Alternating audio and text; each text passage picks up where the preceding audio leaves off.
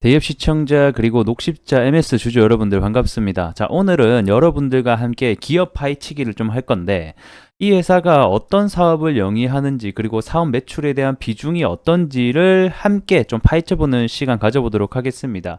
그래서 이 녹십자 MS의 사업 부분은 크게 뭐 진단시약, 뭐 혈액투석액, 당뇨 이렇게 세 가지로 나뉘어져 있거든요. 그래서 이런 한 부분들 좀 함께 중점적으로 알아보도록 하겠고, 그 다음에 이 녹십자 MS의 23년도 실적이 나왔습니다.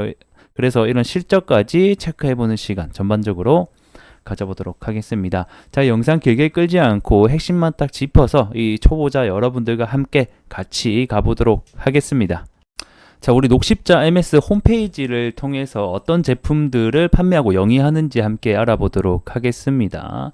자, 우리 진단시약 녹십자 MS의 가장 중요한 캐시카우 중 하나죠. 매출 비중의 약 52%, 절반가량 이상을 차지하는 부분 중에 하나입니다. 자, 진단시약이라고 하면 좀 어렵게 생각하지 마시고 그냥 말 그대로 사람들의 질병이 걸렸는지 안 걸렸는지 진단을 하기 위해서 사용되는 약물이라고 생각해 주시면 좋을 것 같습니다. 가장 대표적인 게 우리가 친숙히 알고 있는 게 그 코로나 진단 키트 있잖아요. 그것도 진단시약 중에 하나거든요.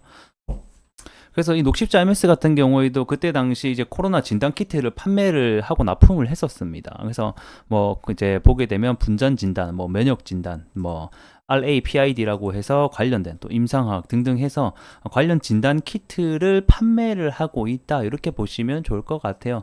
그래서 이 사실 이 체외 진단 시장 같은 경우에는 최근에 계속해서 우리나라도 그렇고 전 세계적으로 노령화가 계속 진행되고 있고, 이런 특히 질병 바이러스에 대한 문제가 계속해서 나타나잖아요. 어떤 주기로, 특정 주기로 한 번씩 나타나기 때문에 이런 진단 시장에 대한 성장은 계속해서 좀 올라갈 것으로 진단이 되고 있다, 이렇게 설명드리겠습니다. 자, 이어서 혈액투석액 보겠습니다. 이 녹십자 MS의 두 번째 매출 비중이 많은 제품군 중에 하나죠. 매출 비중으로 따지게 되면 약 26% 정도 됩니다. 그래서 사실 이 녹십자 MS가 뭐 진단시약, 혈액투석액, 그다음 당뇨 이렇게 세 가지로 나눠진다고 볼 수 있는데 대부분의 이 캐시카우 80%가 거의 이 두 개의 매출로 인해서 발생을 하고 있습니다. 자, 이 혈액투석액 사업 같은 경우에는 이 혈액정화 프로세스라고 하죠. 여기에서 사용되는 액체라고 보시면 되는데, 이 신장 기능, 즉 콩팥 기능이 저하가 되면 우리 이 몸 안에 있는 노폐물을 제대로 못 빼내잖아요. 그래서 이렇게 정상적으로 기능이 잘 안 되시는 분들에게 주로 사용한다라고 보시면 좋을 것 같습니다. 자, 그래서 일명 그 만성신부전증이라고 하죠. 이러한 치료를 위해서 우리 혈액투석이라든지 이런 부분들이 함께 진행되는데, 이럴 때 들어가는 제품이다 라고 생각을 해주시면 좋을 것 같습니다. 이 만성 신부전증을 앓고 계신 분들이 생각보다 꽤 있는 것으로 파악이 되고 있고, 이 특히 국내에 이와 관련된 진료 인원이 연평균 8%씩 증가를 하는 모습을 보여주고 있습니다. 그래서 이러한 좀 시장 성장세에 따라서 이 우리 녹십자 MS 같은 경우에는 이 혈액투석액 시장의 물품 공급량의 절반 이상을 생산할 수 있는 국내 최대 제조 공장 시설을 갖추었다라고 보시면 좋을 것 같고, 해당 시장이 성장함에 따라서 이 녹십자 MS의 주가나 또는 매출이 함께 상승할 수 있다라는 포인트 같이 짚고 가겠습니다.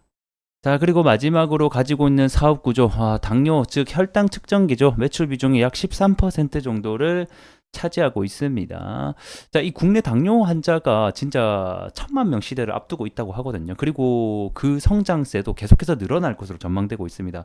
아무래도 가장 큰 원인은 뭐 운동도 잘 안 하고 이렇게 앉아 있는 또 시간도 늘고, 그 다음에 음식 같은 것도 굉장히 패스트푸드라던가 몸에 좀 안 좋은 음식들이 많기 때문에 뭐 어쨌든 간에 좀 TMI지만 이러한 당뇨 시장도 계속해서 늘고 있는 추세에 따라서 이런 측정기 시장도 같이 좀 늘어나고 있다, 이렇게 보시면 좋을 것 같습니다.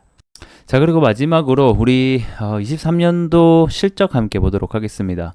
당해 사업연도라고 하면 23년도 얘기하고요. 그 다음에 직전 사업연도는 22년도를 의미합니다.